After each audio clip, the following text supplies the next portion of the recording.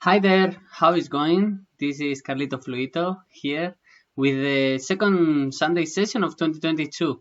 And this is the group of it's totally free and I'm here to give you some assistance.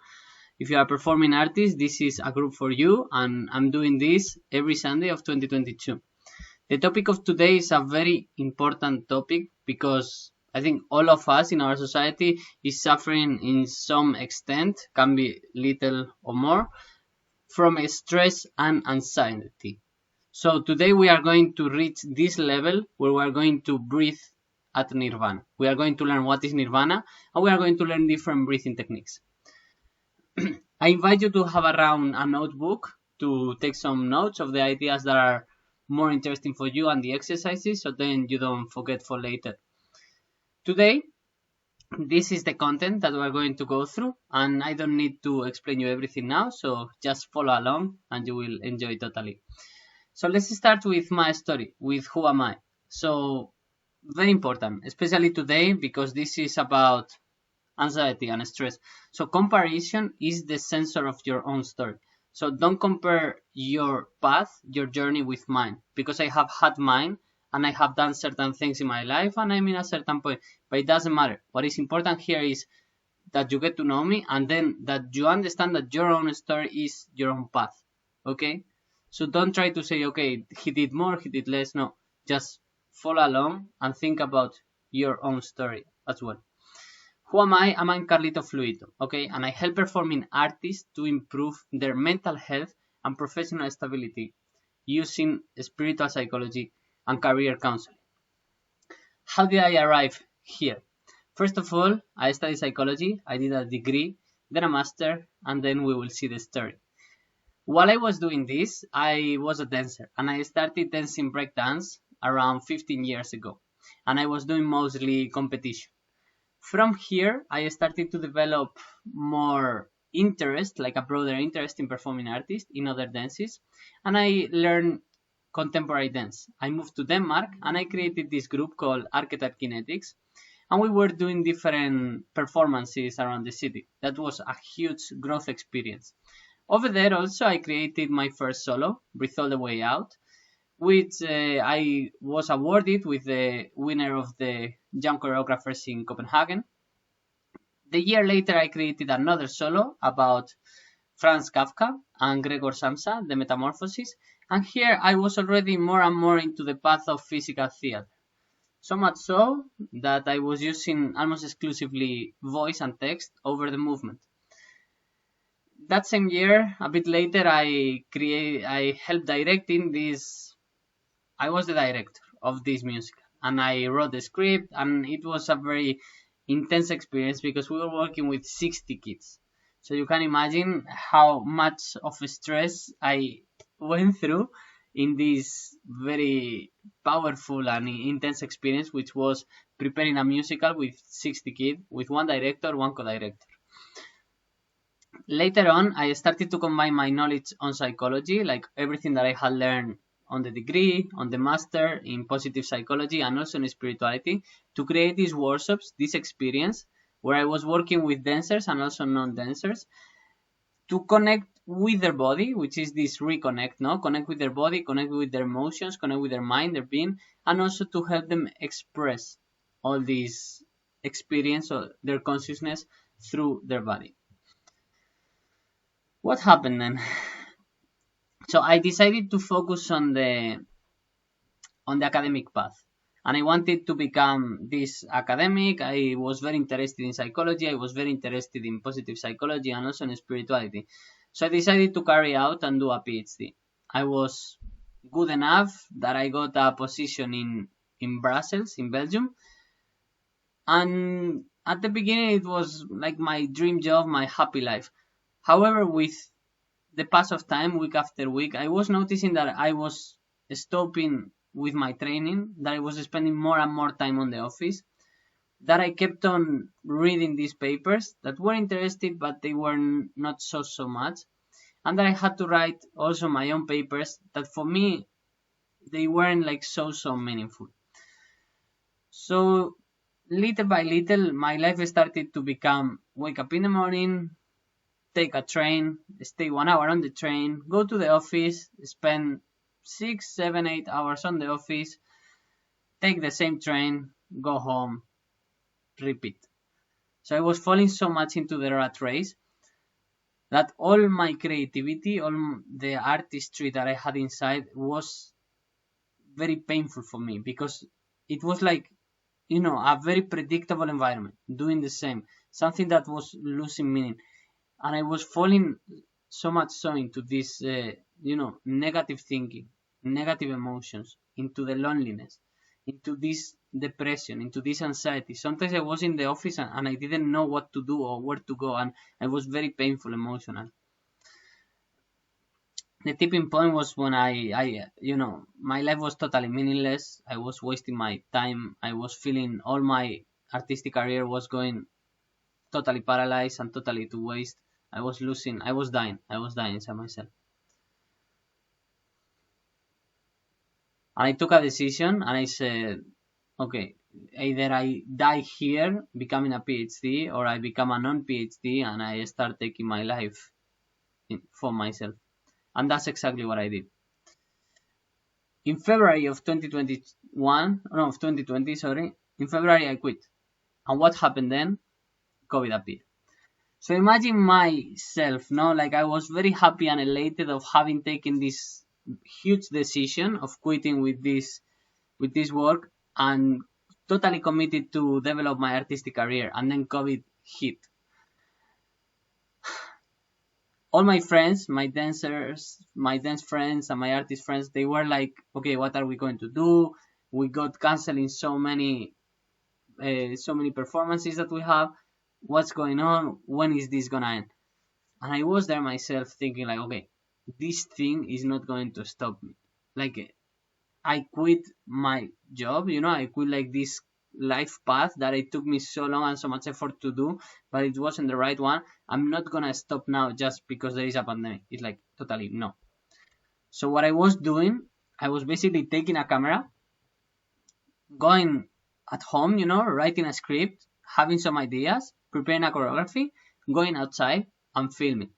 And I was filming this format that I created, these micro performances, where I was basically telling a story with physical theater, combining dance and text, and also these choreographic stages in the street and the different objects. And I was going to the street and filming myself and posting them. And it was for me like sending the message of, guys, you cannot paralyze now just because of the pandemic. We are artists, we can create, we can continue giving our message to the world. So just create. And this is the contest where I created the Raining Rosas, which is the company, I will tell you more about it, is the company that I founded, focused on physical theater and on helping artists to really grow their artistic career, the professional career, and also to sustain their mental health. I spent several months doing this, creating short performances, and then I another step forward. I created a longer pieces like Testosterone, which I presented in an English version and then in a Spanish version, up to 1 hour of solo. So for me it was like, okay, now I did it. I became this artist that I wanted to be. So now what? It was another step. Like, how can I really move this movement of performing artists beyond myself? And this is why I moved to Africa. I moved to Lusaka, to Zambia, and I started to create with local artists over there. And I started to get to know different people and how is life over there. So the moment where I am now, I founded an NGO called Kunika Zambia, which objective is to build this theater over there in Zambia and in Zimbabwe, and I start doing an artistic residence where European artists can come to Africa and share their knowledge, and African artists can go to Europe and share their own skills, their own knowledge, and their own experiences. If you are interested into this, please contact me, and if you are interested in supporting, please, we are so much looking for people to help us materialize this dream. And if you want to know more, I have over here a lovely book which I'm very proud of because it's many years of writing and many years of artistic blockage at the same time as a writer, but it's finally out in Amazon. If you are interested, it's in Amazon, 13 letters since 2013. It's a bilingual version about the story. And also, if you are interested in the existential questions of who are you, who can you become, if you are able to love or not, and how to give meaning to your life, this book is for you. We move to the emotional survey. Normally, when we are doing live sessions, I invite all the participants to stretch and to move the body while each of them is introducing themselves, also myself.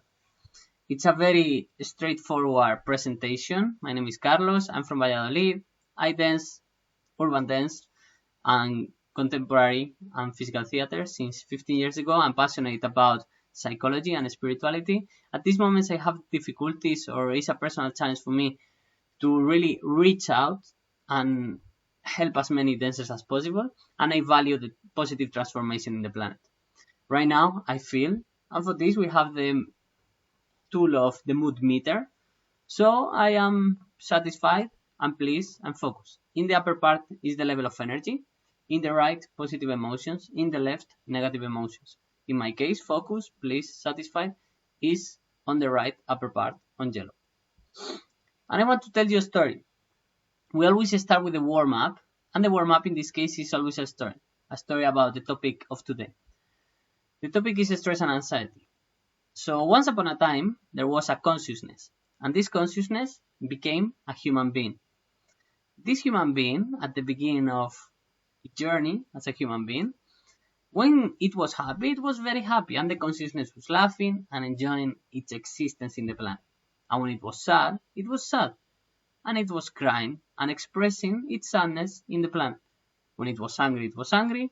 When it was enjoying the moment, it was enjoying the moment. The consciousness was living in the present, was expressing and connected with their emotions. Some years later, this consciousness grew, and the consciousness was put in an institution. In this institution, the consciousness learned a lot of things and started to operate and to understand the world through the mind.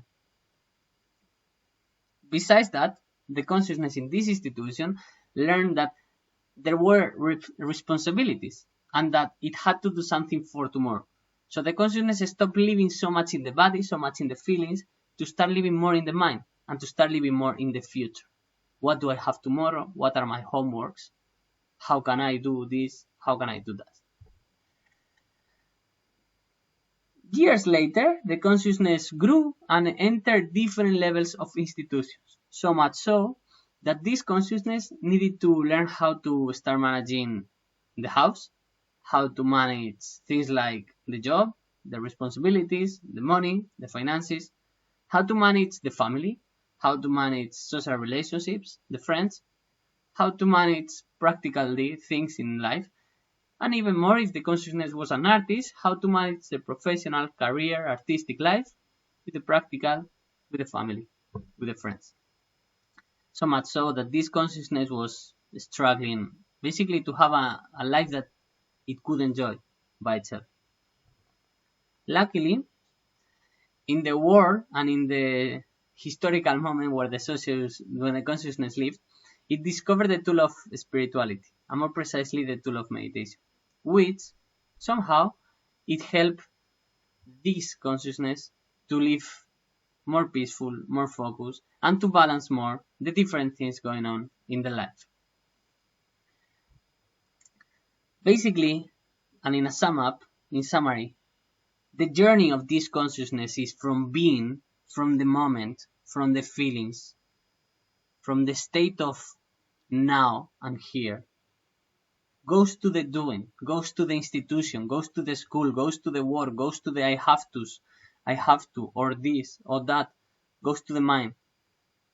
And now the journey that we are going to take in this session and also in your life is come back to the being, come back to your body, come back to the feelings, come back to here and now, and to how to enjoy and how to really enjoy the experience, of your consciousness throughout the life. I hope you enjoyed. Please leave a comment if you like the story and if you relate to it. With this, we go to the playing camp section. The playing camp section is about games. It's about learning through games. Games is the tool that every kid uses to expand their consciousness, to learn new things in an unconscious way and in the easiest, most natural way. And this is exactly what we're going to do now. We're going to learn using a game. This is playing camp. We are going to observe how breathing affects the mind. So first of all, we are going to breathe in a fast tempo using our chest. So basically, take a natural position, notice your breath, how it is normally, and start breathing with your chest. In, out, in, out, in, out, in, out, in, out, in, out. Faster, faster, faster. In, out, in, out, in, out, in, out. Stop. Observe your mind, observe your feelings, observe your body.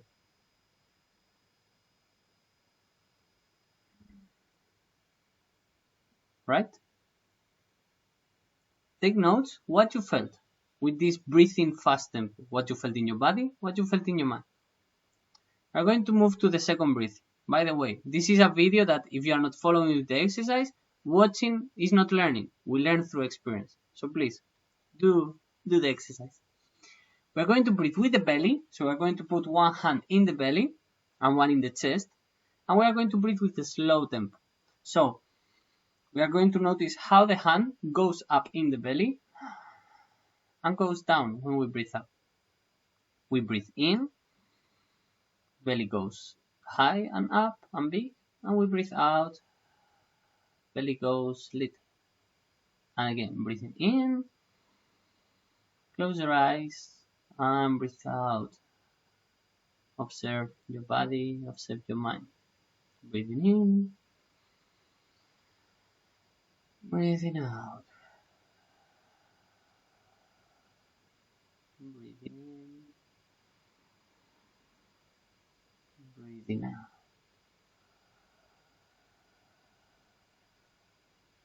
Breathing in, breathing out. Little by little, going back to the present moment, going back to the room. Very short, very quick game, very quick experimentation where we already notice how breathing with the chest creates something, breathing with the belly creates something. Observe your emotions, observe your feelings, take notes. What are the difference between the breathing with the chest in a fast tempo and the breathing with the belly in a slow tempo? And now we are going to notice the other relationship, how the mind affects the breathing, affects the body. Very simple. Remember one time in the last week that you felt stress, okay? Now close your eyes. Where were you in the situation? How was the surrounding? What had happened? What was going to happen? There were many people around. What were you thinking about? Did you have to do something? You hadn't done anything that you had to do, maybe. Were you becoming impatient? Maybe were you stressed? Did you want to go somewhere else? Come back to the moment. Come back to this situation.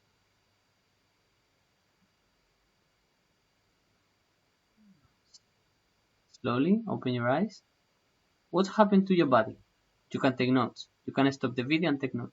What happened to your body when you start thinking about this situation, about being there, about what is going to happen, about where are you if there are many people around? So this is the awareness that we are creating. Only with our mind, only with our thinking, we are affecting our body, right? We are going to do different exercise now, and we are going to think something that relaxes us, okay? Again, close your eyes. Think about a place on this planet that you like, that you feel relaxed, and that you feel secure. Think about something that relaxes you. Maybe it's a bath, maybe it's lying on the bed, Maybe it's listening to music, maybe it's being on the beach or on the nature. How are you feeling in this sensation?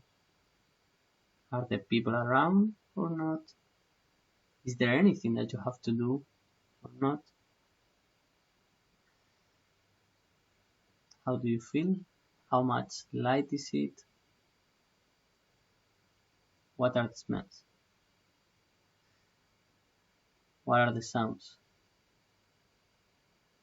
And breathe in and out, let your eyes open. Similarly, we are creating awareness on how these thoughts, this type of thoughts, the content of our mind is modifying how the body is feeling. So please, pause the video, take some notes in the note. And we go for the reconnect section. This section is a meditation exercise that you take for you, for yourself, for your life, and you can use whenever you want. So in spirituality and psychology, we are using spiritual techniques together with spirituality. For this one, we are going to use a creative visualization. So I invite you to close your eyes, breathe in, put your back straight and aligned, take some big, deep breaths with the belly. In and out. Another one, in and out. And the last one, deeper than the previous, inside through the nose. Feeling the chest and the belly expand. And breathe out, letting it go. We are going to imagine our place of total rest and total calm and total restoration. Think, feel, see, or sense about a place where you feel safe, you feel calm, where you feel tranquil and at peace, where there are no interruptions, where you can totally relax, totally recover your energies. A place for yourself. And think, feel, sense, see how are the surroundings. How is your surroundings? Are there many objects or no so many objects are around? Is a place that is outside on the nature, on the beach? Or is a place that is inside? How is the temperature in this place? Is there any smell? Is there any essence? How are the sounds?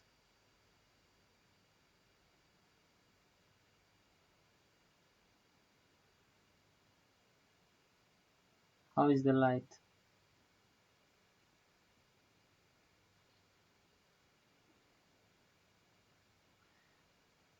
Now I invite you to take a camera, a Polaroid,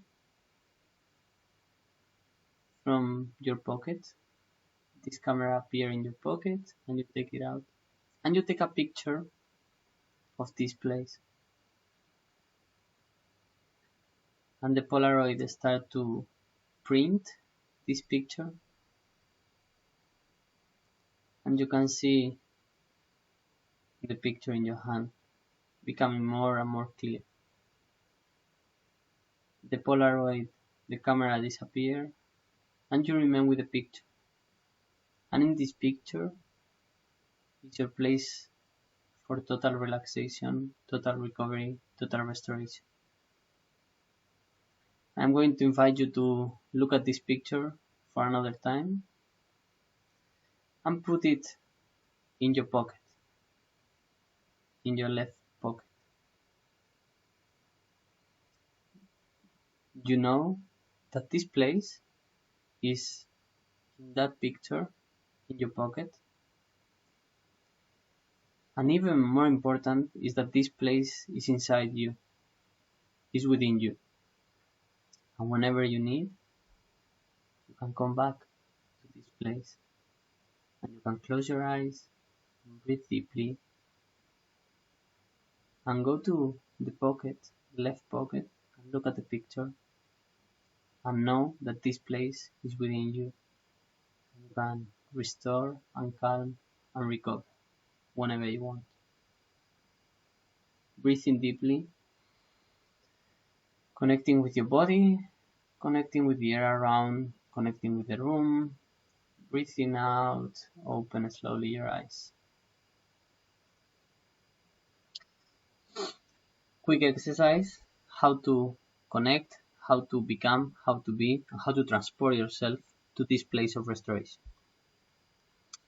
And now we go with the theory. We have the Dukkha and the Nirvana. This comes from Buddhist theory.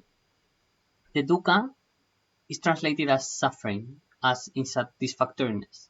And I relate it with the doing. It's when we are thinking about, I have to do this, or I have to do this, or I don't want to be here. So it's the suffering that is produced when we are not at peace with the present moment. And we live through Dukkha in many occasions in our lives.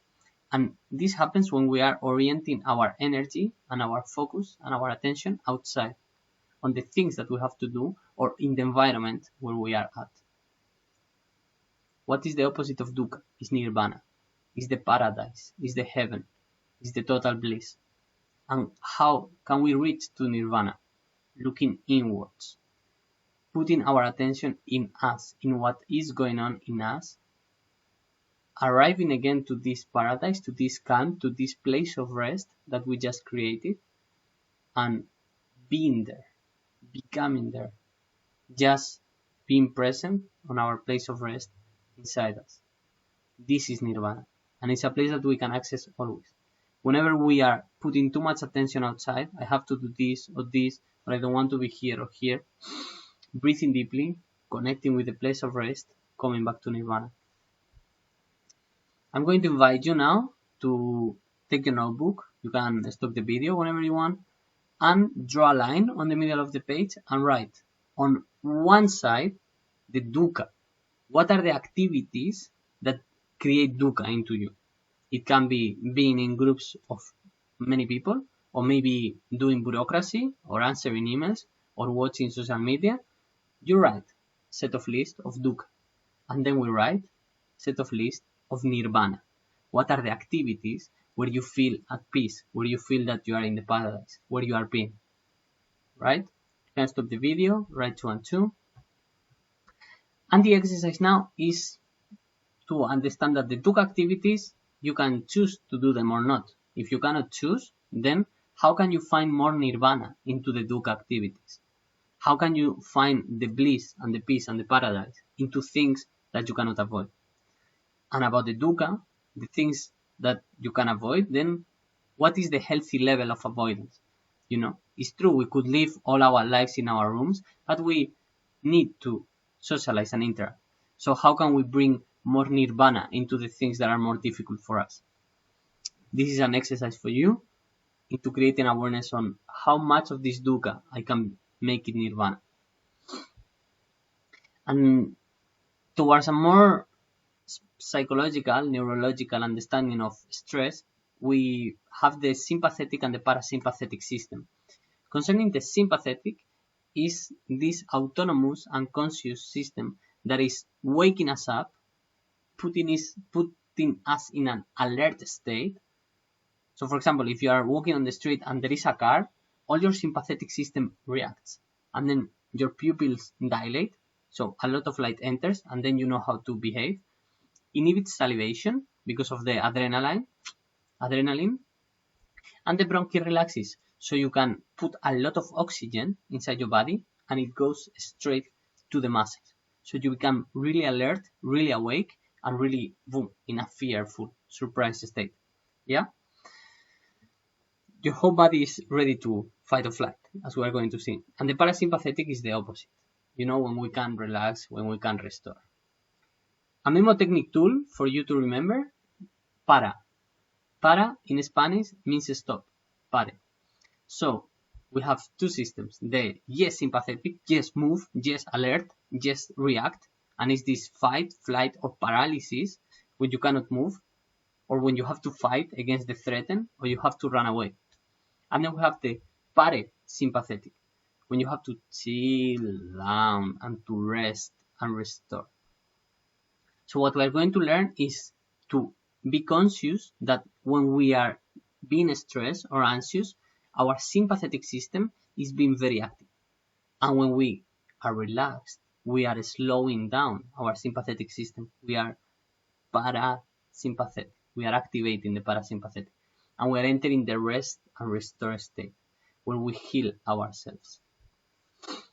This is the put ground section. This is the practice, okay? Here is where we are going to really put hands into practice, and we are fully learning how to transform all the things that we have seen so far, you know, how to go from doing to being, how to go from the Dukkha to Nirvana, how to go from sympathetic to parasympathetic. And for that, I want to introduce you to pranayama. Pranayama is a set of breathing techniques coming from Hindu tradition that at its core is divided by 4 stages. The first one is inhalation, this puraka. The second is this antarakumbhaka, which is retention. Our lungs are full of air and we stop. The third is rechaka, exhalation. And the fourth is vayakumbhaka, which is when we hold, retent without air inside us. We retention empty. We are going to apply different breathing techniques. So I invite you to practice this alone or at your own tempo. The first one, as we mentioned, is the activation. When you are very scared, you breathe a lot through the mouth and then you hold full. Yeah? So activation. The opposite, the relaxation, is the sigh. When you long through the mouth and hold empty. You don't need air because you are sending different messages to your own body. The first one, sympathetic, react. The second one, parasympathetic, relax. School concentration. Let's do it once, okay? We are going to breathe through our nose, 4 seconds. We are going to hold it, breathe out, hold it. We are going to do it once. In the best case, just do it at least 3 times, okay? Let's go. Breathe out through the mouth, through the nose. 1, breathe in. 2, 3, 4. Hold the air. 1, 2, 3, 4. Breathing out. 1, 2, 3, 4. Hold the air. 2, 3, 4. Again, breathe through the nose. 1, 2, 3, 4. Hold the air. 1, 2, 3, 4. Breathing out. 1, 2, 3, 4. Hold it. 1, 2, 3, 4. Perfect. We repeat it 2 times, and this was less than a minute. And already this breathing, this square breathing, helps a lot for concentration, for focus, and for clarity.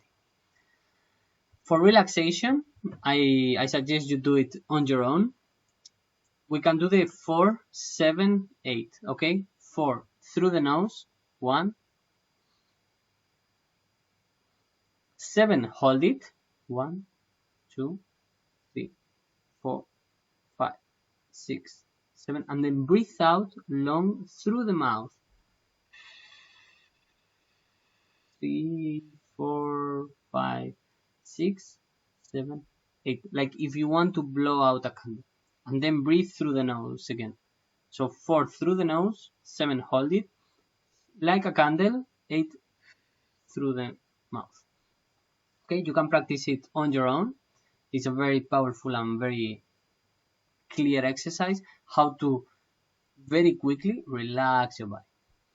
If you come to the live sessions, we always do this live exercise together. An activation, breathing in and out through the nose. And all the blood, everything moves around the body and you get active, you get alert. So depending on what you want, if you are very tired, you can bring up your energy. If you are very high on energy, anxious, nervous, fearful, you can slow it down with the 4-7-8 breathing. The exercise that I'm going to invite you to do is whenever you feel you're stressed or exercise or anxious, just take the phone, put the timer, the stopwatch, and breathe.